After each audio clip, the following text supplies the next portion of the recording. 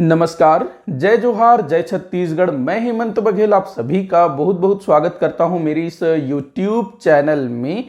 पिछले वीडियो में हम लोग डिस्कस कर रहे थे छत्तीसगढ़ राज्य स्थापना से संबंधित विभिन्न घटनाक्रम के तिथियों के विषय में, जिसको हम लोग बोल सकते हैं छत्तीसगढ़ राज्य गठन का इतिहास।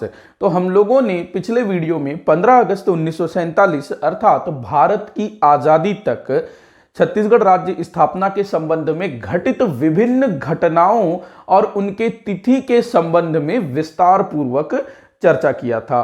तो आज इस वीडियो में हम लोग उसी चीज को आगे बढ़ाएंगे और 15 अगस्त 1947 अर्थात भारत के स्वतंत्रता के पश्चात, या हम लोग कहें स्वतंत्र भारत में छत्तीसगढ़ राज्य स्थापना के संबंध में जो भी विभिन्न घटनाएं घटित हुई थी, जो भी विभिन्न कार्यक्रम हुए थे, आंदोलन हुए थे, कब हुए थे, किनके द्वारा किया गया था, कोई संगठन स्थापित किया गया था, तो इन सारी चीजों को हम लोग डिटेल में डिस्कस करेंगे। तो मैंने पिछले वीडियो में भी बताया था कि इस टॉपिक से बहुत सारे क्वेश्चन पूछे जाते हैं, CGPSC हो या CG व्यापम हो, तो टॉपिक काफी इंपॉर्टेंट है। तो आप लोग जो है वीडियो को एंड तक जरूर देखिएगा, नोट्स बनाते चलिएगा, क्योंकि टॉपिक जो है बहुत ज्यादा इंपॉर्टेंट है। तो शुरू करते हैं हम लोग बिना किसी देरी किए हुए।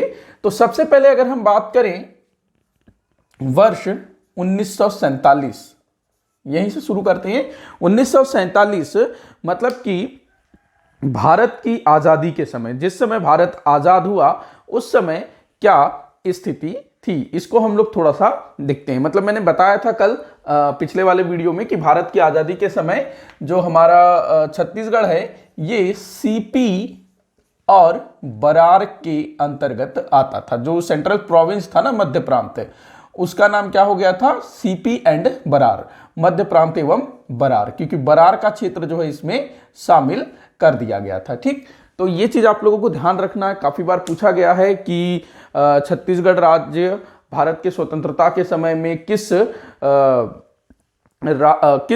प्रांत का अंग बनाया गया, तो ये काफी बार पूछा गया है, तो इसको आप लोगों को ध्यान में रखेंगे। अब हम लोग बात करते हैं 1948 की, 1 जनवरी 1948। हालांकि ये चीज इससे रिलेवेंट तो नहीं मानूंगा मैं, बट इंपॉर्टेंट है, क्योंकि 1 जनवरी 1948 को हमारे छत्तीसगढ़ राज्य में जो 14 देशी रियासत हम लोग पढ़ते हैं कि भाई 14 देशी रियासत थे, तो इन 14 देशी रियासतों का भारत संघ में विलय हुआ। 14 देशी रियासत कौन कौन से थे? तो दक्षिण की अगर हम लोग बात करें तो बस्तर, कांकेर, ठीक, उसके बाद राजनांदगांव, खैरागढ़, छुई खदान, कवर्धा, चांगभकार, कोरिया, सरगुजा, जसपुर, उदयपुर, रायगढ़, सारंगढ़ और शक्ति, ये 14 रियासत थे जिनका की भारत संघ में विलय हुआ। अब भारत संघ में विलय हुआ तो ये सारे जो रियासत थे ये छत्तीसगढ़ क्षेत्र के अंतर्गत आते थे। तो इन सभी 14 रियासतों को मिला करके छत्तीसगढ़ में 3 नए जिले बनाए गए। इससे पहले हमारे छत्तीसगढ़ में 15 अगस्त 1947 की स्थिति में 3 जिले थे, रायपुर, बिलासपुर और दुर्ग। हम लोग जिला गठन भी देखेंगे डिटेल में। ठीक, तो 1 जनवरी 1948 को 3 नए जिले बनाए जाते हैं, अर्थात कि जो देशी रियासत थे उनका भारत संघ में विलय हो जाता है और उनको जो है छत्तीसगढ़ के अंतर्गत ही रखा जाता है। हालांकि इस समय छत्तीसगढ़ कोई अलग राज्य नहीं था, वो मध्य प्रांत का हिस्सा था, लेकिन छत्तीसगढ़ क्षेत्र में उनको शामिल करके 3 नए जिले बनाए गए। कौन कौन से जिले बनाए गए थे? तो बस्तर जिला बनाया गया दक्षिण में, ठीक, उसके बाद सरगुजा जिला बनाया गया, उसके बाद जसपुर जिला बनाया गया। ठीक, तो इस तरह से 1948 की स्थिति में 6 जिले हुए छत्तीसगढ़ में। आगे बढ़ते हैं, अगला वर्ष 1953 इंपॉर्टेंट है। 1953 में भारत सरकार द्वारा एक आयोग गठित किया गया जिसे नाम दिया गया फजल अली आयोग। फजल अली आयोग, इस आयोग के जो अध्यक्ष थे वो फजल अली थे, उन्हीं के नाम पर इस आयोग को जाना गया फजल अली आयोग नाम से। सरकार द्वारा जब भी कोई आयोग गठित किया जाता है तो उस आयोग का जो एक तो विधिक नाम होता है, ठीक, एक विधिक नाम होता है जिसको हम लोग वैधानिक नाम भी बोल सकते हैं, जो बड़ा लंबा चौड़ा होता है, ठीक, और एक जो है कॉमन नेम होता है या फिर आम नाम जिसको हम लोग बोल सकते हैं बोलचाल की भाषा में जो आयोग का अध्यक्ष होगा उसके नाम पर जो है आयोग का नाम को जाना जाएगा। ठीक, तो ऐसे ही एक आयोग कोई आयोग का गठन किया जाता है फजल अली की अध्यक्षता में, जो फजल अली आयोग के नाम से जाना गया। अब इस आयोग का उद्देश्य क्या था भाई? कुछ तो उद्देश्य होगा ना, तब तो आयोग गठित किया जाएगा, कुछ तो काम करना होगा।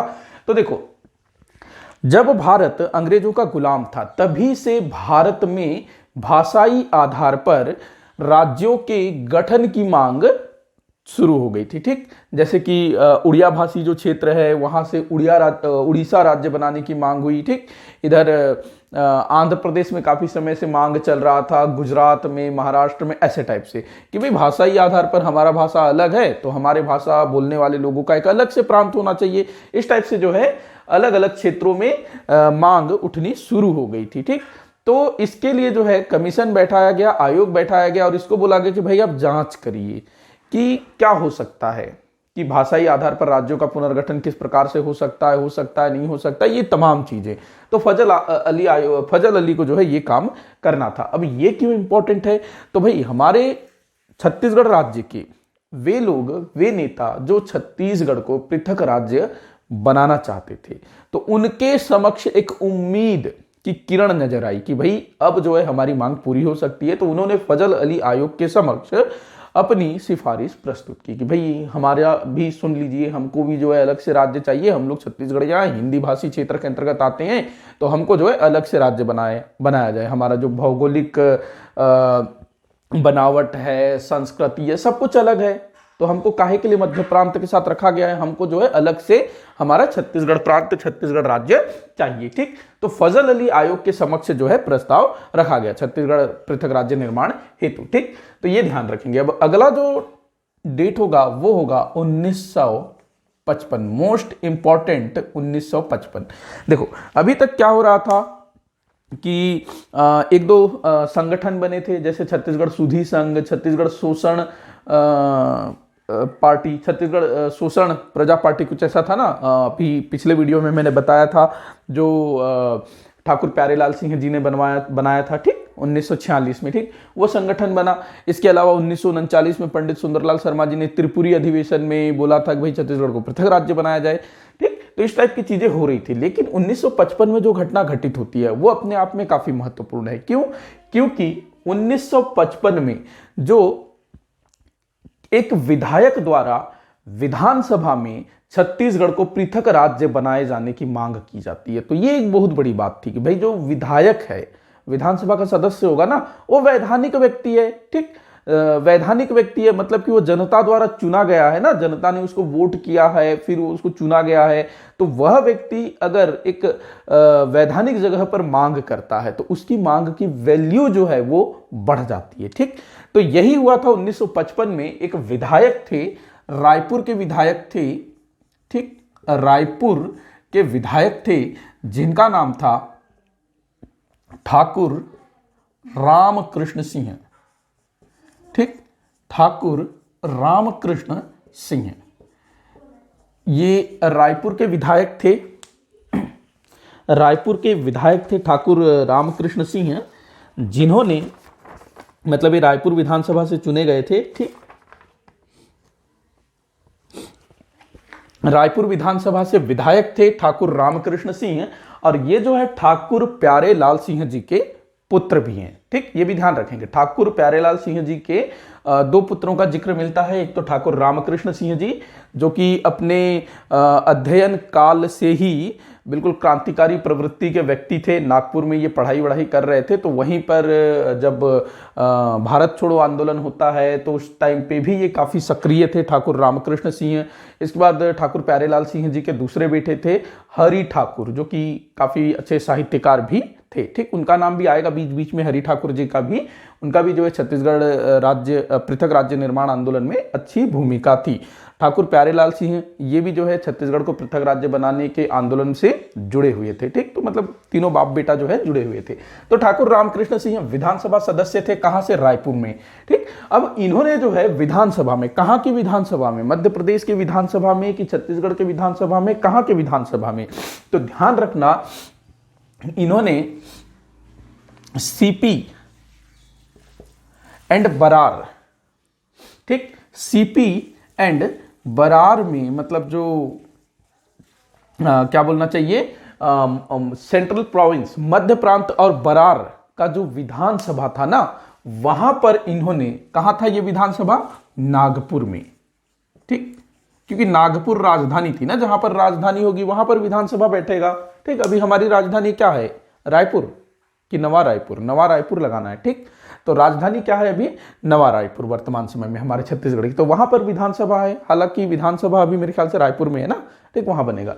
ठीक, तो इन्होंने क्या किया? ठाकुर रामकृष्ण सिंह ने, जो कि रायपुर विधानसभा क्षेत्र के सदस्य थे, रायपुर के विधायक थे, तो मध्य प्रांत और बरार के विधानसभा में एक क्या बोलना चाहिए, छत्तीसगढ़ पृथक राज्य निर्माण की मांग की। ठीक, तो ये से कहा जाता है छत्तीसगढ़ पृथक राज्य निर्माण का प्रथम विधायी मांग। ठीक, प्रथम विधायी मांग। तो आपसे पूछा जाएगा कि प्रथम विधायी मांग या फिर छत्तीसगढ़ पृथक राज्य निर्माण हेतु प्रथम विधायी मांग किसने की थी? तो क्या लगाओगे? ठाकुर रामकृष्ण सिंह। कब की थी? तो 1955 में की थी। कहां पर की थी? तो मध्य प्रांत एवं बरार के विधानसभा में। और ये कहां पर था? तो नागपुर में था। ठीक, तो ध्यान रखना, इस चीज को कंफ्यूज नहीं होना है कि भाई रायपुर विधानसभा में, छत्तीसगढ़ विधानसभा में, मध्य प्रदेश के विधानसभा में। मध्य प्रदेश अभी बना नहीं है, अभी बनाएंगे मध्य प्रदेश भी। ठीक, तो ये चीज हुआ, इंपॉर्टेंट है, ध्यान रहेगा। अब अगला जो घटना है वो होगा 1956 में, जनवरी 1956, मेरे ख्याल से 28 जनवरी 1956 है। क्या हुआ था? एक संगठन की स्थापना होती है। संगठन का नाम इंपॉर्टेंट है, काफी बार पूछा गया है, छत्तीसगढ़ महासभा। छत्तीसगढ़ महासभा, इसकी स्थापना की जाती है। कहां पर? स्थान पूछा जाता है भाई, राजनांदगांव। राजनांदगांव, ठीक, राजनांदगांव में इसकी स्थापना होती है। किनके द्वारा की जाती है? तो डॉक्टर खूबचंद बघेल। खूबचंद बघेल। छत्तीसगढ़ राज्य निर्माण आंदोलन में एक अन्य महत्वपूर्ण नाम। ठीक, देखो, छत्तीसगढ़ राज्य निर्माण में जो लोग सक्रिय थे ना, एक तो ठाकुर अपने पंडित सुंदरलाल शर्मा जी, संकल्पनाकार इनको माना जाता है ना। ठीक, तो ये सबसे पहले सक्रिय हुए थे। त्रिपुरी अधिवेशन में भी इन्होंने मांग उठाई थी। उसके बाद ठाकुर प्यारेलाल सिंह जी का नाम, ठीक, ठाकुर प्यारेलाल सिंह जी, फिर ठाकुर रामकृष्ण सिंह, उनके दूसरे बेटे ठाकुर हरि सिंह, उसके बाद फिर खूबचंद बघेल। हाँ, ठीक, डॉक्टर खूबचंद, बंद हो गया है ना, खूबचंद बघेल होना था, या यहां तो चंद हो गया है ना, खूबचंद बघेल, डॉक्टर खूबचंद बघेल। ठीक, तो ये सक्रिय भूमिका में रहे डॉक्टर खूबचंद बघेल। उसके बाद शंकर गुहा नियोगी जी का नाम आएगा, संत पवन दीवान जी का नाम आएगा, और भी कुछ नाम आएंगे। तो आपसे पूछा जाएगा कि छत्तीसगढ़ पृथक राज्य निर्माण आंदोलन से कौन कौन सक्रिय रूप से जुड़े हुए थे, और वह व्यक्ति कौन है जो कि छत्तीसगढ़ को पृथक राज्य बनाने के पक्ष में नहीं था, या छत्तीसगढ़ पृथक राज्य निर्माण के पक्ष में नहीं था, ये क्वेश्चन भी पूछेगा। तो वह व्यक्ति हैं मध्य प्रांत के मुख्यमंत्री, उस समय जो मुख्यमंत्री हुआ करते थे ना मध्य प्रांत के, कौन थे मुख्यमंत्री भाई? पंडित रविशंकर शुक्ल। ये जो है छत्तीसगढ़ को पृथक राज्य बनाने के पक्ष में नहीं थे, ध्यान रखना, उन्होंने समर्थन नहीं किया था और किसी भी आंदोलन में वो नहीं जुड़े थे। ठीक, तो ये भी आप लोगों को ध्यान रखना है। तो डॉक्टर खूबचंद बघेल जी के द्वारा 1956 में राजनांदगांव में कौन सी सभा स्थापित की गई? छत्तीसगढ़ महासभा। छत्तीसगढ़ महासभा की स्थापना की गई डॉक्टर खूबचंद बघेल जी के द्वारा। तो ये नेतृत्वकर्ता थे। ठीक, उसके बाद महासचिव बनाया गया। महासचिव पूछा जाता है दशरथ चौबे, ये थे महासचिव दशरथ चौबे। दशरथ चौबे ये क्या थे? महासचिव। नेतृत्वकर्ता पूछा जाएगा, स्थापनाकर्ता पूछा जाएगा तो डॉक्टर खूबचंद बघेल, महासचिव पूछा जाएगा तो वो कौन होंगे? दशरथ चौबे। उसके बाद कुछ अन्य सदस्य, संयुक्त सचिव वगैरह, तो हरि ठाकुर जी का नाम याद रखेंगे, केयूर भूषण, हरि ठाकुर और केयूर भूषण, ये दोनों क्या थे? संयुक्त सचिव, हरि ठाकुर और केयूर भूषण।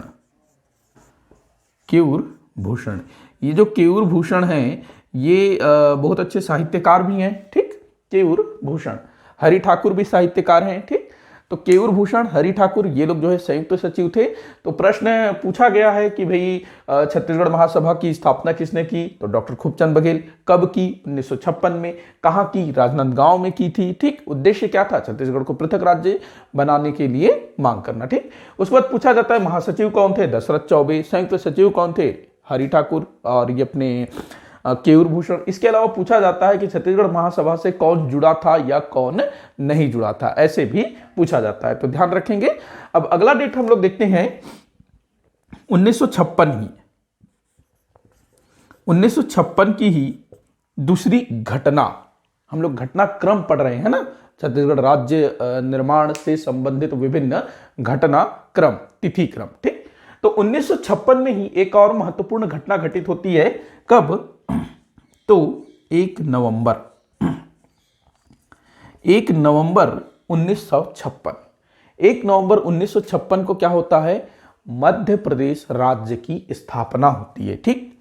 मैं शॉर्ट में खाली एमपी लिख रहा हूं, मध्य प्रदेश राज्य की स्थापना। देखो 1953 में फजल अली आयोग की स्थापना हुई थी। क्यों हुई थी भाई, भाषाई आधार पर नए राज्यों का निर्माण करना, ठीक। तो 1956 तक ना भारत में जो राज्य थे वो पुराने राज्य थे। पुराने राज्य मतलब जो अंग्रेजों ने बनवाए थे, ठीक। जैसे मध्य प्रांत और बरार, संयुक्त प्रांत, बंबई, मद्रास, ऐसे टाइप से, ठीक। तो अब क्या किया गया, 1956 में जो फजल अली आयोग है ये अपना पूरा जांच वांच करते हैं, रिसर्च वगैरह करते हैं, उसके बाद अपनी रिपोर्ट प्रस्तुत करते हैं और उस रिपोर्ट के आधार पर भारत सरकार द्वारा भारत में भाषाई आधार पर नए राज्यों का सृजन या स्थापना या गठन, जो भी आप कहिए, ठीक। तो 1956 में काफी सारे नए नए राज्यों की स्थापना होती है। उसी क्रम में मध्य प्रदेश राज्य की स्थापना होती है, या हम लोग बोले आधुनिक मध्य प्रदेश राज्य की स्थापना होती है। और मध्य प्रदेश राज्य की स्थापना के साथ ही हमारा जो छत्तीसगढ़ क्षेत्र है, छत्तीसगढ़ में जो 6 जिले मैंने बताए थे ना, रायपुर, बिलासपुर, दुर्ग, बस्तर, सरगुजा और रायगढ़, तो इन 6 जिलों को जो पहले मध्य प्रांत एवं बरार के अंग थे या बरार में शामिल थे, इनको जो है नए राज्य मध्य प्रदेश में सम्मिलित कर लिया जाता है, ठीक। तो मध्य प्रदेश राज्य का जो गठन है वो भाषाई आधार पर हुआ था, हिंदी भाषी क्षेत्र में इसको रखा गया था, ठीक। तो छत्तीसगढ़ को जो है 1 नवंबर सन 1956 को नवगठित मध्य प्रदेश राज्य के अंतर्गत रखा गया, ठीक। तो ध्यान रहेगा, काफी इंपॉर्टेंट है कि छत्तीसगढ़ मध्य प्रदेश का अंग कब बना, तो 1956 1 नवंबर, ठीक। अब यहां पर एक चीज ध्यान रखना कि ये जो डेट है ना 1 नवंबर, थोड़ा दिमाग पर जोर डालो। 1 नवंबर को और क्या घटना घटित हुई थी भाई, 1 नवंबर सन 2000 को हमारा छत्तीसगढ़ राज्य स्थापित हुआ था ना, पृथक राज्य के रूप में, ठीक। तो यहां पर एक क्वेश्चन पूछा जाता है कि छत्तीसगढ़ कितने वर्षों तक मध्य प्रदेश राज्य का अंग रहा। तो अब माइनस करो भाई, 2000 से 1956 को घटाओ, तो यहां पर आंसर आएगा 44 वर्ष। तो मध्य प्रदेश के अंतर्गत छत्तीसगढ़ कितने वर्ष तक रहा, 44 वर्ष तक। ये भी पूछा गया है, क्योंकि ना एक दिन ज्यादा ना एक दिन कम, क्योंकि 1 नवंबर 1956 को मध्य प्रदेश बना, उसी दिन छत्तीसगढ़ को उसके साथ शामिल किया गया, और 1 नवंबर 2000 को जो है छत्तीसगढ़ को मध्य प्रदेश से अलग किया गया, ठीक, स्वतंत्र किया गया। स्वतंत्र नहीं बोलेंगे, पृथक किया गया, ठीक। तो यहां पर दोनों का जो बर्थडे है वो सेम है, और कितने वर्ष तक साथ में रहा, तो 44 वर्ष तक साथ में रहा, ठीक। तो ये हो गया। अब हम लोग आगे देखते हैं, छत्तीसगढ़ महासभा हो गया, ठीक। अब आगे बढ़ते हैं। अब अगला जो डेट है वो होगा 1967। 1967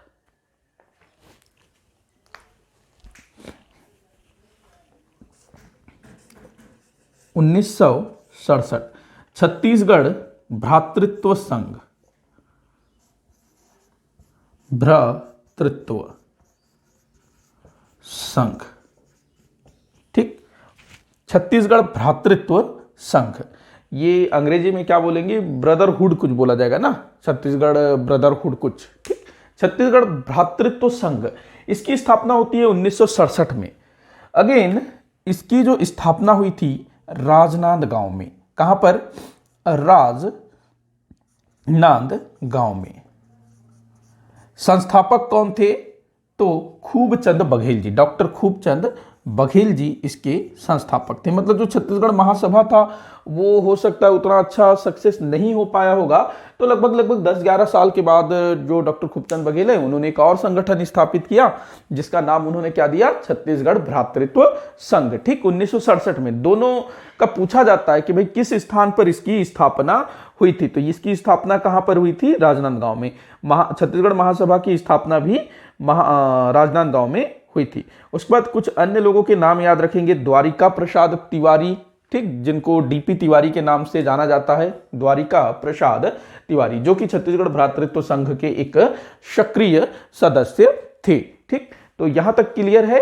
और एक चीज ध्यान रखना, जो डॉक्टर खूबचंद बघेल जी है इनके द्वारा स्थापित 2 ही संगठन हमको पढ़ना है, छत्तीसगढ़ महासभा 1956, छत्तीसगढ़ ब्रदरहुड या फिर छत्तीसगढ़ भ्रातृत्व संघ, ये जो है 1967 में स्थापित हुआ था। दोनों का ही उद्देश्य क्या था, छत्तीसगढ़ पृथक राज्य निर्माण करवाना। ठीक, तो डॉक्टर खूबचंद बघेल।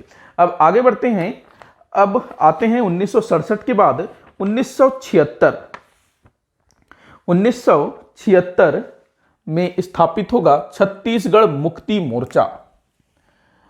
1976, इसको उल्टा कर देना है 67 को, छत्तीसगढ़ मुक्ति मोर्चा। कहां स्थापना हुई थी, स्थान पूछा जाता है, ध्यान रखना। ठीक, तो छत्तीसगढ़ मुक्ति मोर्चा की स्थापना हुई थी भिलाई में, जो आज का जो भिलाई है ना दुर्ग में, वहीं पर भिलाई स्टील प्लांट लग चुका था इस समय।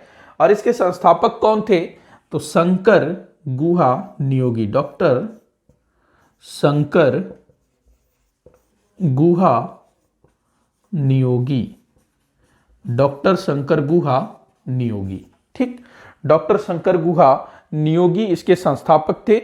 1976 भिलाई में छत्तीसगढ़ मुक्ति मोर्चा का गठन किया गया, किनके द्वारा, शंकर गुहा नियोगी जी के द्वारा। और ये चीज ध्यान रखोगे कि जो डॉक्टर शंकर गुहा नियोगी हैं ये भिलाई स्टील प्लांट के कर्मचारी थे, वहां पर काम करते थे, मतलब कुछ अच्छे बड़े पोस्ट में रहे होंगे, और वहां के वर्कर्स के लिए भी इन्होंने अच्छा खासा काम किया था डॉक्टर शंकर गुहा नियोगी ने। ठीक, ध्यान रखेंगे। अब इसके बाद डॉक्टर शंकर गुहा नियोगी ने एक अन्य संघ का गठन किया था, मतलब इनके द्वारा भी 2 संगठन स्थापित किया गया था। इनके द्वारा स्थापित दूसरा जो संगठन था उसकी स्थापना होती है, मैं इधर लिखूंगा, 1983 में, 1983 में स्थापित होता है छत्तीसगढ़ संग्राम मंच, छत्तीसगढ़ संग्राम मंच, किनके द्वारा, डॉक्टर शंकर गुहा नियोगी के द्वारा। स्थान वही भिलाई। ठीक, तो यहां पर आपसे क्वेश्चन पूछ सकता है भिलाई में कौन कौन से संगठन स्थापित हुए थे, तो ये 2 संगठन का नाम दे सकते हो, छत्तीसगढ़ संग्राम मंच और छत्तीसगढ़ मुक्ति मोर्चा। राजनांदगांव में छत्तीसगढ़ महासभा और छत्तीसगढ़ भ्रातृत्व संघ। ठीक, तो इस तरह से भी जो है क्वेश्चन पूछा जाता है, अलग अलग तरीके से घुमा फिरा के पूछेगा ना, कैसे भी पूछेगा, सही तरीके से थोड़े ना पूछेगा सीधे सीधे। ठीक, अब अगला जो वर्ष है वो 1983 ही है, और 1983 में अगला जो संगठन बना,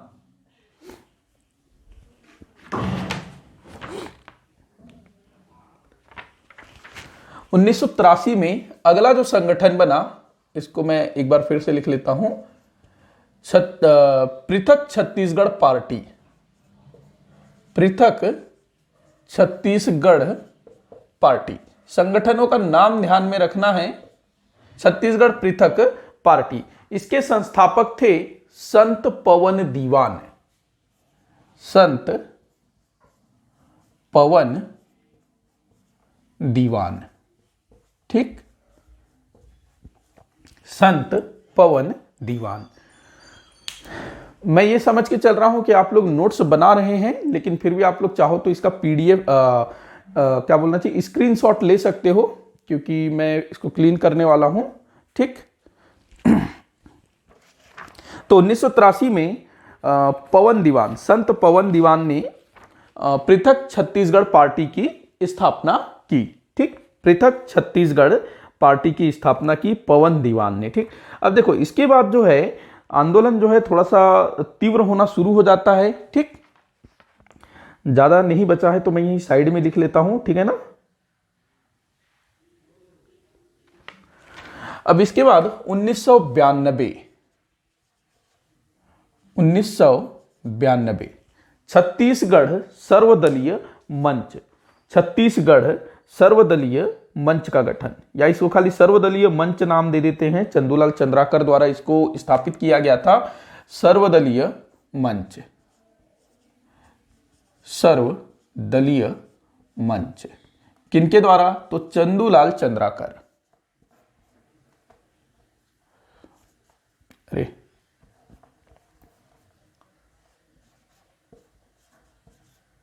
चंदूलाल चंद्राकर, इनके द्वारा जो है स्थापित किया गया सर्वदलीय मंच।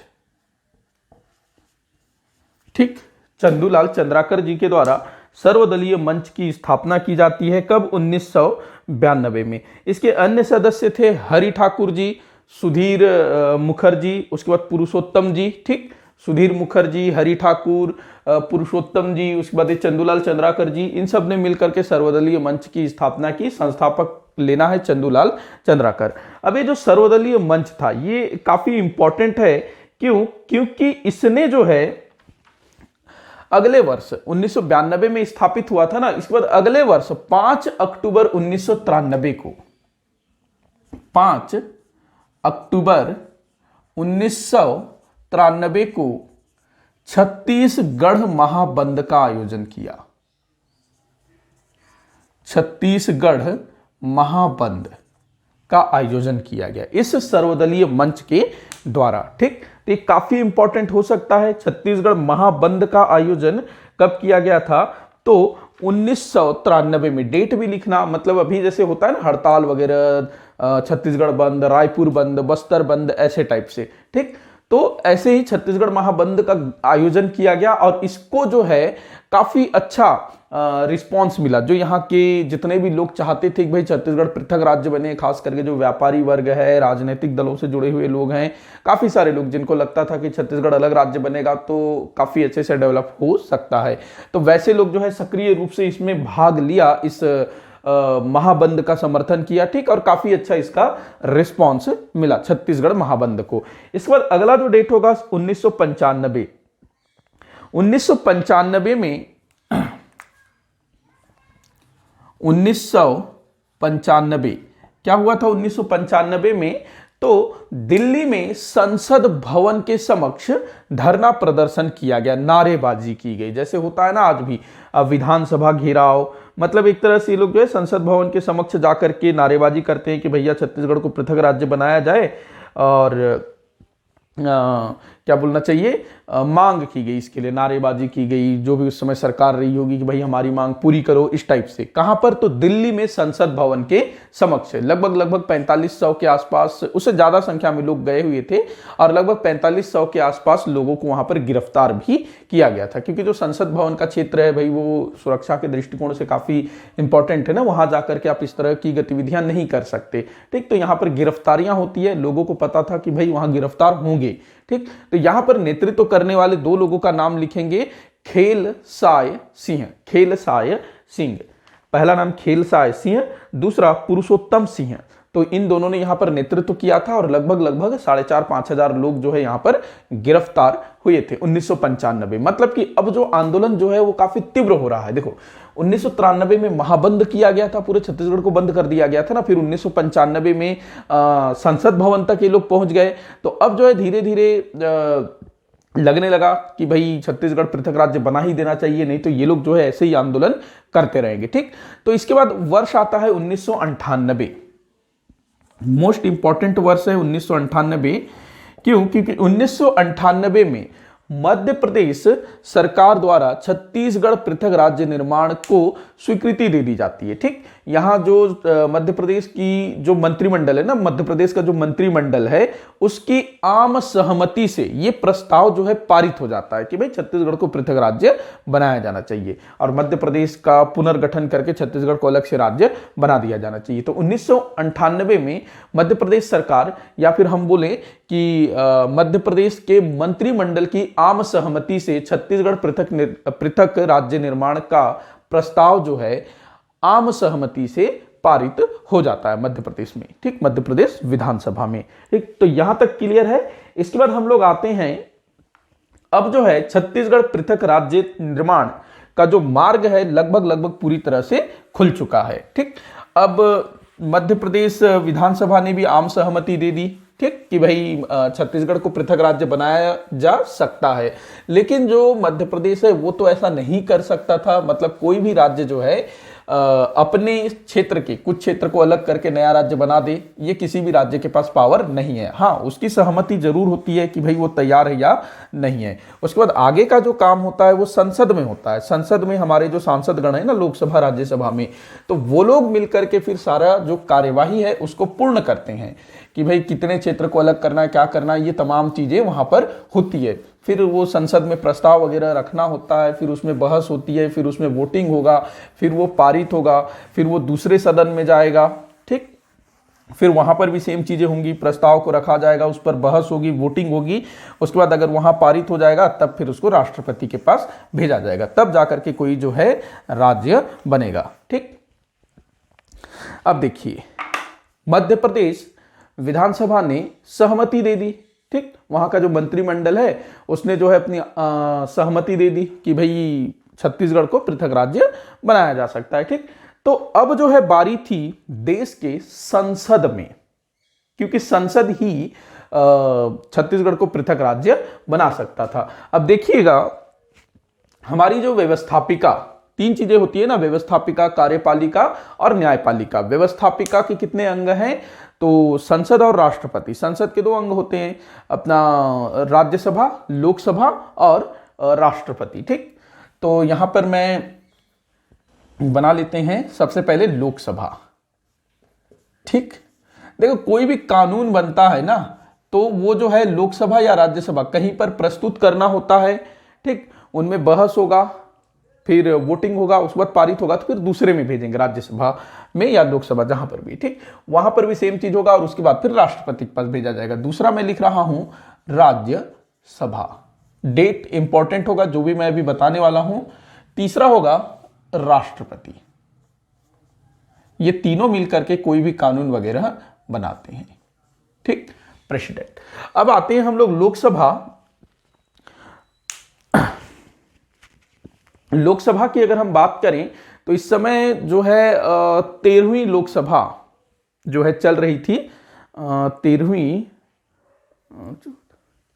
हाँ लगभग 13वीं है, जहां तक मैं कंफर्म नहीं हूं, मैं कल इसको जो है कंफर्म करूंगा। आई थिंक 13वीं ही होनी चाहिए। ठीक, तो खैर उसको हम लोग बाद में देखेंगे। तो सबसे पहले हम लोग बात करते हैं कि भाई मध्य प्रदेश की जो सरकार थी, विधानसभा थी, उसने परमिशन दे दी कि आप जो है हमारे राज्य को पुनर्गठित करके छत्तीसगढ़ अलग से राज्य बना सकते हो। ठीक, तो अब उस समय केंद्र में बीजेपी की सरकार आती है, भारतीय जनता पार्टी की, और भारतीय जनता पार्टी के जब मतलब चुनाव प्रचार करने के लिए छत्तीसगढ़ आए हुए थे अटल बिहारी वाजपेयी जी, तब उन्होंने जो है छत्तीसगढ़ वासियों को एक तरह से मतलब घोषणा करते हैं ना कि हम लोग ये करेंगे वो करेंगे। तो यहाँ पर अटल बिहारी वाजपेयी जी ने घोषणा किया था कि अगर हमारी सरकार बनेगी तो हम लोग जो है छत्तीसगढ़ को पृथक राज्य बना देंगे। इस टाइप से इन्होंने जो है घोषणा की थी। अब इनकी सरकार बन जाती है। ठीक, आ जाता है केंद्र में भाजपा सरकार, अटल बिहारी वाजपेयी जी प्रधानमंत्री बनते हैं।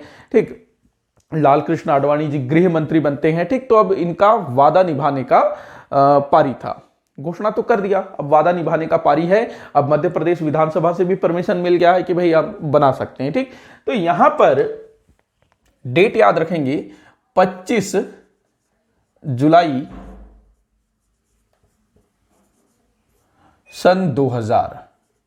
25 जुलाई सन 2000 को लोकसभा में मध्य प्रदेश राज्य पुनर्गठन विधेयक, मैं नीचे लिख रहा हूं, मध्य प्रदेश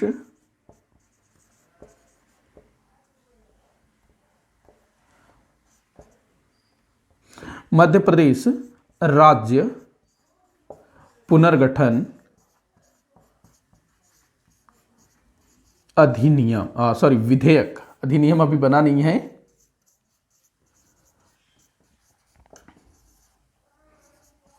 2000। ठीक, तो देखो जो विधेयक प्रस्तुत करना था, देखो जब भी कोई कानून बनाना है, कोई नया राज्य बनाना है, तो लोकसभा राज्यसभा में जो चीज प्रस्तुत किया जाता है ना, वो जो प्रस्ताव प्रस्तुत किया जाता है उसको क्या बोला जाता है?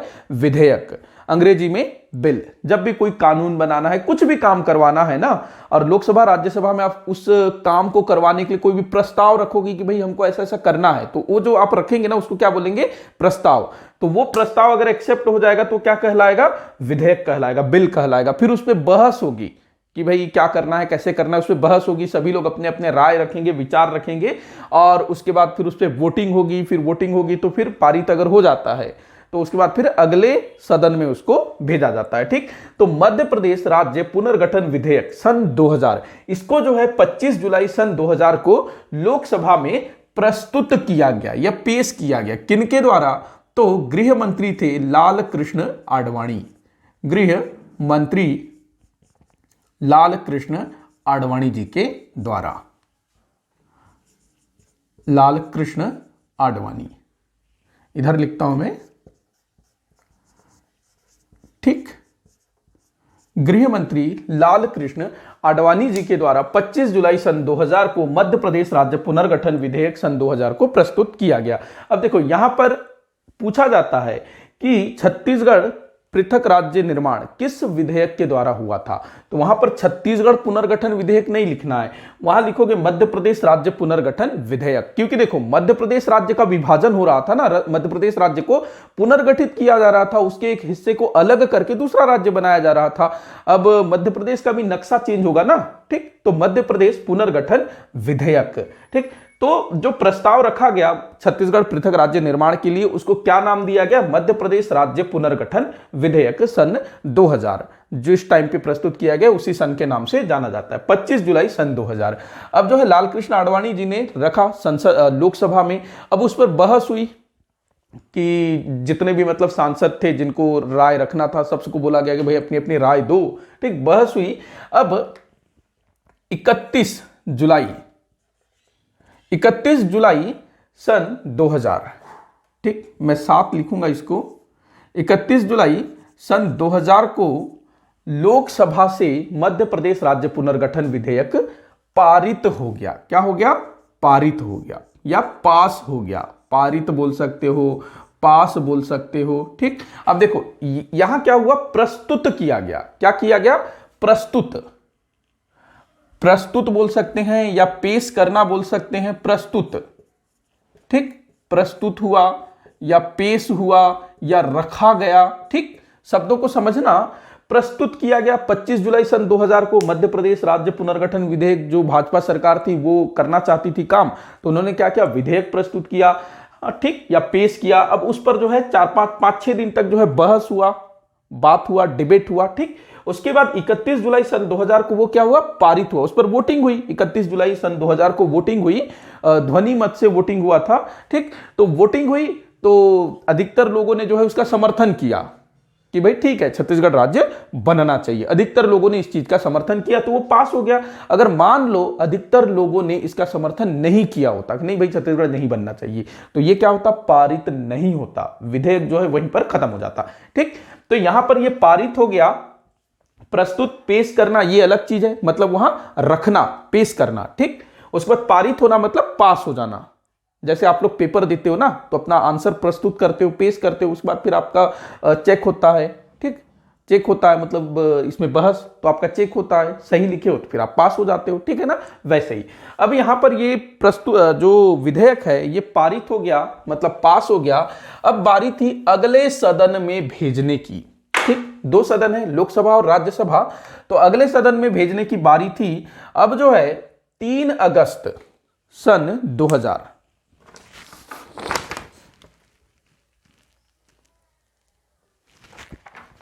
3 अगस्त सन 2000,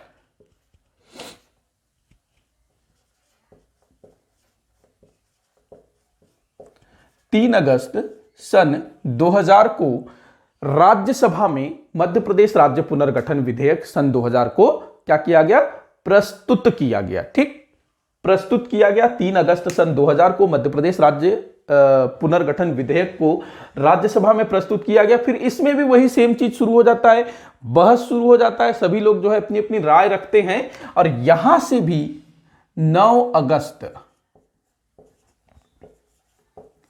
सन 2000 को ये जो मध्य प्रदेश राज्य पुनर्गठन विधेयक है ये क्या होता है, पारित हो जाता है, पास हो जाता है। मतलब राज्यसभा के भी सभी लोग बोलते हैं कि ठीक है छत्तीसगढ़ राज्य बनना चाहिए, हमें कोई आपत्ति नहीं है। तो यहां पर भी वोटिंग होती है और ये जो है पास हो जाता है। ठीक, तो यहां तक ध्यान रहेगा। अब इसके बाद जो अगला जो डेट है 10 अगस्त, होता क्या है कि राज्यसभा वाले ना एक छोटा सा संशोधन करते हैं। संशोधन का क्या मतलब होता है, सुधार करना। अब होता यह है कि राज्यसभा में लगभग 250 सीटें हैं, लोकसभा में 550 सीटें हैं। तो राज्यसभा से छत्तीसगढ़ के कितने सदस्य होंगे? वर्तमान समय में हमारे छत्तीसगढ़ में लोकसभा के 11 सदस्य हैं। ठीक, देखेंगे आगे हम लोग राज्यसभा के 5 सदस्य हैं। तो भाई ये जो राज्यसभा वाले हैं ये लोग थोड़ा सा इसमें कंफ्यूज होते हैं कि भाई राज्यसभा से कितने सदस्य होंगे, क्योंकि जो लोकसभा है उसके लिए तो कोई दिक्कत नहीं था, 11 सदस्य उसमें निकल रहे थे लोकसभा से, लेकिन राज्यसभा के मामले में थोड़ा सा अटक रहा था। तो यहां पर ये लोग एक छोटा सा संशोधन करते हैं कि राज्यसभा से जो है 5 सदस्य होने चाहिए छत्तीसगढ़ से। ठीक, तो इसको ये लोग संशोधन करते हैं और उसके साथ ये लोग पारित करते हैं और उसके बाद 10 अगस्त सन 2000 को वापस उसको लोकसभा भेजा जाता है और लोकसभा वाले भी उसी दिन जो है उसको पारित कर देते हैं, स्वीकृति दे देते हैं कि भाई क्यों फालतू में लंबा चौड़ा खींचना। ठीक, तो लोकसभा से भी जो है 10 अगस्त सन 2000 को इनके द्वारा जो संशोधन किया गया था उसको स्वीकृति मिल जाती है या उसको वो लोग भी पारित कर देते हैं। ठीक, तो ध्यान रखना। तो अब जो है लोकसभा ने भी मध्य प्रदेश राज्य पुनर्गठन विधेयक को पारित कर दिया और राज्यसभा ने भी इसको पारित कर दिया। अब जो अगला जो काम होता है, कोई भी कानून बनता है, क्योंकि ये भी एक कानून के तहत बना था ना, ठीक है ना, छत्तीसगढ़ राज्य जो है एक कानून के तहत बना था। तो अगला जो प्रोसेस होता है, लोकसभा और राज्यसभा किसी चीज को पारित कर देते हैं तो ये उसके बाद जाएगा कहां, राष्ट्रपति के पास। इस समय राष्ट्रपति कौन थे, तो KR नारायणन। KR नारायणन इस समय भारत के राष्ट्रपति थे। आप लोग कमेंट बॉक्स में बताइएगा कि ये किस क्रम के राष्ट्रपति थे। ठीक, सन क्या बोलना चाहिए 1997 से सन 2002 तक ये भारत के राष्ट्रपति रहे। ठीक, तो इनके पास भेजा जाता है मध्य प्रदेश राज्य पुनर्गठन विधेयक सन 2000 को, जिसको कि लोकसभा राज्यसभा ने पारित कर दिया है। ठीक, तो इनके पास आता है, ये इस पर विचार विमर्श करते हैं और 25 अगस्त सन 2000 को भारत के तत्कालीन राष्ट्रपति KR नारायणन जी के द्वारा मध्य प्रदेश राज्य पुनर्गठन विधेयक सन 2000 में हस्ताक्षर कर दिया जाता है। अब राष्ट्रपति किसी विधेयक पर अगर हस्ताक्षर कर देते हैं तो वह विधेयक जो है कानून में परिवर्तित हो जाता है, अधिनियम में परिवर्तित हो जाता है, मतलब पूर्ण रूप से वो पारित हो जाता है, लागू हो जाता है। तो इसी के साथ जो है छत्तीसगढ़ पृथक राज्य निर्माण का जो कार्यक्रम है वो लगभग आखिरी स्टेज पर पहुंच जाता है। ठीक, मतलब कि इसको स्वीकृति मिल जाती है राष्ट्रपति के द्वारा भी, और राष्ट्रपति अगर किसी विधेयक को स्वीकृति दे देते हैं तो वो फिर अंतिम चरण मान लिया जाता है और उसके बाद जो ये पारित हो जाता है। ठीक, तो डेट याद रखेंगे 25 अगस्त सन 2000 को राष्ट्रपति ने मध्य प्रदेश राज्य पुनर्गठन विधेयक को मंजूरी दे दी या इस पर हस्ताक्षर कर दिया। और अब ये क्या बन जाएगा, मध्य प्रदेश राज्य पुनर्गठन अधिनियम। अधिनियम को एक्ट बोला जाता है अंग्रेजी में। ठीक, मध्य प्रदेश राज्य पुनर्गठन अधिनियम वर्ष 2000। जब राष्ट्रपति इस पर हस्ताक्षर करेंगे तब बनेगा। कोई भी कानून जब भी कुछ भी बनता है ना, कानून वानून ऐसे ही बनता है। सबसे पहले वो विधेयक के रूप में लोकसभा राज्यसभा में घूमेगा, फिर वहां से पारित होगा तो राष्ट्रपति के पास जाएगा और राष्ट्रपति उस पर हस्ताक्षर कर देंगे, तब वो क्या बनेगा, विधेयक। तो इस प्रकार 25 अगस्त सन 2000 को भारत के राष्ट्रपति ने इस विधेयक पर हस्ताक्षर कर दिया, जिसके बाद मध्य प्रदेश राज्य पुनर्गठन अधिनियम 2000 के रूप में यह परिवर्तित हो गया। और इसी के बाद अब आते हैं अगले मोस्ट इंपॉर्टेंट डेट।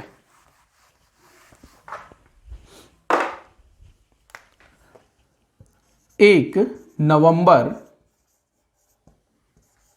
वर्ष 2000 को छत्तीसगढ़ राज्य पृथक राज्य के रूप में अस्तित्व में आता है या फिर इसकी स्थापना होती है। ठीक, तो इस तरह से हमारे छत्तीसगढ़ राज्य का स्थापना हुआ और विभिन्न घटनाएं हम लोगों ने देखा तिथियों के साथ। ठीक, अब यहां पर एक चीज थोड़ा सा मैं क्लियर कर देता हूं, कुछ लोगों के दिमाग में आ सकता है कि ये जो विधेयक था मध्य प्रदेश राज्य पुनर्गठन विधेयक, ये लोकसभा में प्रस्तुत किया गया, तो क्या ये राज्यसभा में प्रस्तुत किया जा सकता था? तो बिल्कुल किया जा सकता था। कोई भी विधेयक जो है लोकसभा या राज्यसभा दोनों में से कहीं पर भी प्रस्तुत किया जा सकता है। अगर राज्यसभा में प्रस्तुत होगा तो यहां पर प्रस्तुत होने के बाद बहस होगा, फिर पारित होगा, फिर यहां जाएगा, यहां पर भी सेम प्रोसेस होगा और उसके बाद फिर ये लोग जो है राष्ट्रपति के पास भेजेंगे। ठीक, दोनों में पारित होना जरूरी है। अगर एक जगह पारित हुआ, यहां पारित हुआ, फिर उसको यहां भेजा गया, अगर इन्होंने पारित नहीं किया तो वो फिर जो है आगे राष्ट्रपति के पास नहीं जाएगा। ठीक, तो डेट ध्यान रखना है, ये जो तीनों डेट है, 3 डेट नहीं, यहां पर 5-6 डेट हो रहे हैं ना,